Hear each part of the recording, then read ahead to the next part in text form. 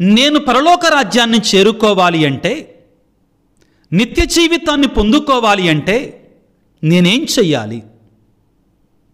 నేనేమి చేస్తే స్వర్గరాజ్యంలో చేరుకుంటాను అన్నదానికి పౌలు గారు ఒకే ఒక సమాధానాన్ని ఇస్తున్నాడు. నీతియుక్తంగా, ధర్మబద్ధంగా నీ యొక్క పనిని నీవు చేసుకుంటూ విశ్వాసపాత్రులైన సేవకుడిగా, సేవకురాలిగా బ్రతుకు. ఒక భర్తగా, ఒక భార్యగా నీ ధర్మాన్ని నువ్వు నెరవేర్చు. క్రీస్తునందు విశ్వాసాన్ని నిలుపుకో. సోమరిపోతులుగా జీవిస్తే మనం పరలోకములో ప్రవేశించం.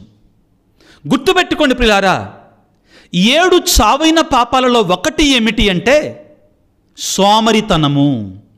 మహాభయంకరమైన పాపము. సోమరులు పరలోకములో ప్రవేశించరని, నూతన యెరూషలేములో ప్రవేశించరని దర్శన గ్రంథం మనకి సెలవిస్తుంది.